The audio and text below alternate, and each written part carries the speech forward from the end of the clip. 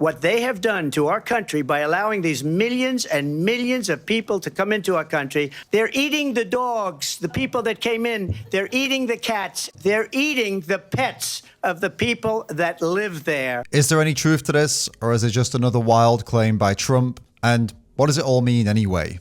Let's get into it. You've probably already seen this clip where in a heated debate between Donald Trump and Kamala Harris, Trump claimed that Haitians were eating people's dogs and cats in Ohio. As it stands for the moment, there is no credible evidence for Trump's claims. But for the sake of this video, let's entertain the possibility that this is happening. Let's say, hypothetically, there are migrants coming from countries where eating dogs and cats isn't taboo, and they are actually stealing people's pet dogs and cats and eating them. How would that play out? Well, for most people in the USA and in the Western world in general, pets are family. They're not just animals, they're companions with names, personalities, and deep, meaningful emotional connections. And that's not just my opinion. In this 2009 study on pet and human relationships, the author argued that pets are not simply animals that live with us, but are deeply embedded within the family structure and even influence family dynamics. So imagine the horror of coming home to find your beloved dog or cat missing, only to then hear a rumor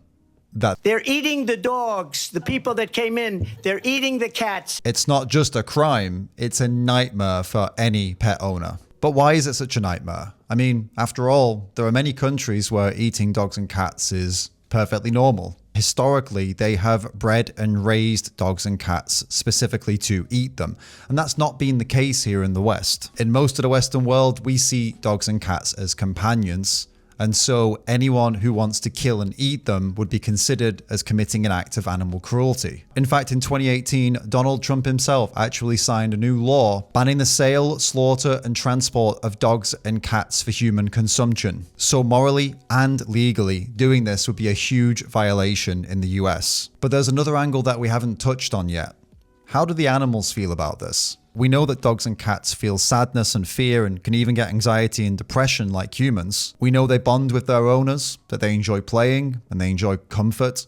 And we also know that they can experience trauma. Imagine how those animals would feel being taken away from a loving home, only to meet a violent, tragic end. It's not just morally and legally wrong for us, it's terrifying for them. Up until this point, I'm guessing most of you will be nodding along with what I'm saying and agreeing with me. Here's where it might start to get a bit uncomfortable, because everything I've just said about dogs and cats, about their emotional complexity and all the things that they can feel, including fear, sadness, and experiencing anxiety, depression, and trauma, all of that is also true of farmed animals like cows, pigs, chickens, sheep, and all the other animals that we farm and kill. Farmed animals are just as emotionally aware and at times even more intelligent than cats and dogs. Pigs, for example, can outperform dogs in multiple cognitive ability tests, and chickens can even communicate with each other while they're still inside their eggs. When given the opportunity, these animals can be as loyal, playful, and loving as any dog or cat. When you spend some time at animal sanctuaries, you'll see cows that love to be snuggled,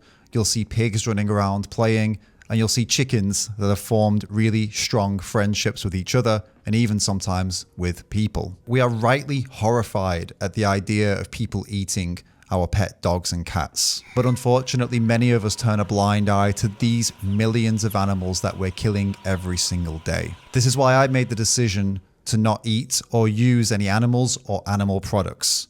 And it's for the same reasons that you wouldn't eat cats and dogs. I don't have a personal connection to every cow, chicken, pig, or any other farmed animals in all of these farms and slaughterhouses, but I don't believe that we need to have a personal connection to leave these animals off our plates and leave their abuse out of our lives. We don't need a personal connection to know they don't deserve to be treated like products, farmed and killed. The big question that often comes up when I talk about animals like this is, can we be healthy without animal products in our diets? And the answer is yes. At the recent Olympics, the most elite sporting event on earth, there were 6 plant-based athletes that won medals. Their performance is fueled by plant-based diets. And there are many other athletes, bodybuilders, and just regular people like you and me who are eating plant-based diets and are perfectly healthy. It's easy to get caught up in the outrage of someone killing and eating someone else's pet. But the bigger picture is that all animals deserve to live without the fear of violence from us. And we have the power to make that a reality,